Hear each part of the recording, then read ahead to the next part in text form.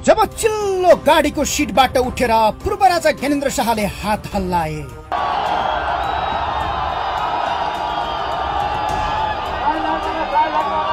मानौ मौसुफले नारायण हिट्टीकै गद्दीबाट प्रजाहरूलाई दर्शन दिई बक्सेकै बराबरीमा राजावादीहरूको हल्ली खल्ली मचियो।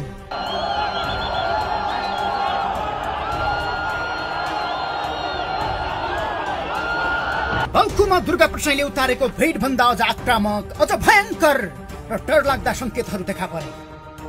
पिङ मचिएन, तर 100 झट्का पक्कै दियो, किनकि अब त राजाले बाजा बजाउँछन् भन्ने डर पैदा भएपछि बालकोटबाट अस्थायी डेरा सरेका बालुवाटारी र खुमलटारीको सातो गएको झण्डै साता बितेको छ। त्यसमा पनि केही गणतन्त्रवादीहरूले त राजा आए जेल हाल्छन् भन्ने स्वीकार नै गरिसके।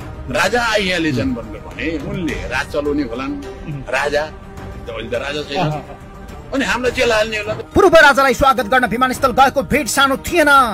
दलले दलबल देखाउन खोजेर राज्य सत्ताकै प्रयोग गर्दा पनि मुस्किलले हेर्ने मान्छेहरू पनि बल्ल बल्ल बोल्नेहरू भन्दा धेरै हुन्छन्। तर राजा भनेपछि उत्रिएको भेटले अब माहौल उहिरहेन भन्ने संकेत गरेको छ। नपत्याए दृश्यहरूलाई हेर्नुहोस्।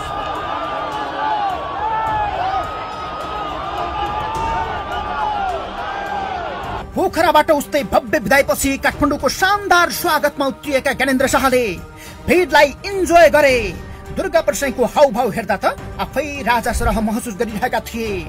ज्ञानेन्द्र शाह समर्थकका हात छुँदै कमल थापादेखि लिङ्गदेनसम्मका दर्शन भेट र पुष्प गुच्छ अङ्गाल्दै भेटकै बीचमा रमाइरहे।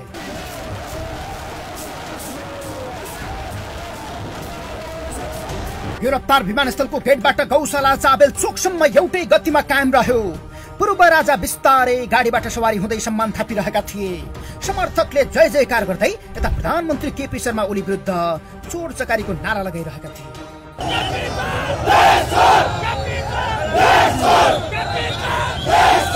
कुनै बेला थियो ज्ञानी चोर देश छोडको नारा लाग्थ्यो। आज त्यसैलाई बिर्साउने गरी केपी चोर देश छोडको नारा लाग्यो। अर्थात् समय भन्दा बलवान अरू केही हुँदैन र समय भन्दा अघि पनि केही हुँदैन भन्ने संकेत दियो। तथापि यो सवारीले सर्वसाधारण भने दुःख भोग्न बाध्य बने र त्यसको विरोध पनि केही सांकेतिक रूपले जनाए।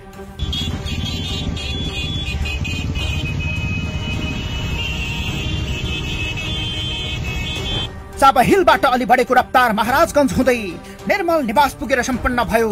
आजलाई देखाउनु पर्ने राजावादीको शक्ति प्रदर्शन पनि सकियो, किनकि यही भेटले पूर्व राजा नारायण हिट्टी छिरिहाल्ने अवस्था थिएन। तर अब म तयार छु र जनताले मलाई पनि चाहन्छन् भन्ने सन्देश पूर्व राजाले पुरापुर दिएका छन्। पोखरा वरपरको भ्रमण सकिएपछि पूर्व राजा ज्ञानेन्द्र शाह समितिहरूको जहाज नै भाडामा लिएर आइतबार काठमाडौँ फर्किएका थिए। तर गणतन्त्रवादीहरूलाई झट्का दिन राजावादीहरूले यही वृत्तिलाई मौका बनाएर पूर्व राजाको भव्य स्वागत गरेका हुन्।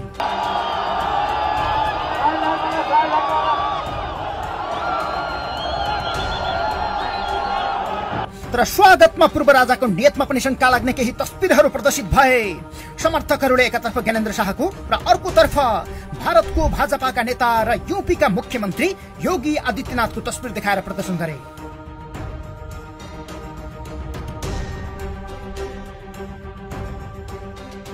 आफूलाई राष्ट्रवादी हुँ भन्ने शक्तिकै प्रदर्शनमा भारत प्रस्त तस्बिरको प्रयोग भएपछि धेरैको मन दुख्यो।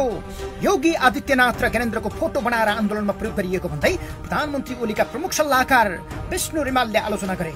माओवादी लगायतका नेताहरूले समेत अहिले विरोधको सबैभन्दा ठूलो अस्त्र यसैलाई बनाइरहेका छन्, किनकि यसले यो आन्दोलनमा भारतको साथ छ र पूर्व राजाले भारतकै साथ खोजेर व्यवस्था पल्टाउने संकल्प लिएका छन् भन्ने सन्देश दिन पुग्यो। अर्थात् भारत भन्दा पर न दल न राजा कसैले सोच्न सकेनन्।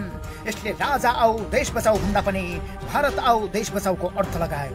राजाको स्वागतमा 10,000 को आकलन गरिए पनि जिल्ला प्रशासनले दिएको आधिकारिक जानकारी अनुसार त्यसमा झण्डै 2 देखि 5,000 थपिएका थिए। सरकारले 2500 त सुरक्षाकर्मी परिचालन गरेको थियो, तर सेनाको सहभागिता थिएन। तर सबैभन्दा ठूलो प्रश्न 16-17 वर्षपछि राजाकै पक्षमा यो खाले आकर्षण र सहभागिता किन र कसका कारण देखियो भन्ने हो। देश ठिकठाक चलेको भए सायद यो दिन देख्नुपर्ने बाध्यतामा नेपाली जनता पुग्ने अवस्था नआउन सक्थ्यो। एक राजाको नाश गर्दै सैयौं राजा जन्मिएर देशमा मेजबान चलाए। आफूले जनताको सर्वहारा नेता हुँ भन्दै राजसी ठाटमा जीवनशैली अपनाए। जति गणतन्त्रवादी नेताहरूका सन्तान विदेशको सुख र सुविधामा छन्, आज कुन नेता छैन जसका छोराछोरी देशका प्रतिष्ठित विश्वविद्यालयमा अध्ययन गर्छन्। राजाहरूमा सबैभन्दा धनी ज्ञानेन्द्रलाई मानिन्थ्यो, र उनको सम्पत्ति भन्दा बढी आजका प्रत्येक नेताहरूको धन दौलत छ। विदेशमा पैसा लुकाएर यता गरिबीको चटक देखाउने पनि यिनै नेताहरू रहेको आरोप खेप्छन्। हिजोको राजदरबार अहिले संग्रहालय बनेपछि हामी सबै छिरेका छौँ। राजा सामान्य भेटमा सुत्थे, सास सजाव सामान्य छ, तर अहिले कुनै नेताको घरमा छिर्नु पर्छ विदेशमा देखिने हवेली भन्दा कम छैनन्। ज्ञानेन्द्र भन्दा धनी चप्पल पट्काएर काठमाडौँ छिरेकाहरू कसरी बने? अनि जनताहरू सडकमा आउँदैनन् त? तथापि समस्या व्यवस्थामा होइन, यो अवस्थामा देशलाई ल्याउनेहरूमा हो। त्यसैले यिनीहरूलाई नलखेटेसम्म देश यो तन्त्र वा त्यो तन्त्रले बन्ने छैन। न जनताले बालेनहरू खोजिरहेका बेला पहिल्यै प्रेक्षण भएका ज्ञानेन्द्रहरू आएर देश बन्नेछ।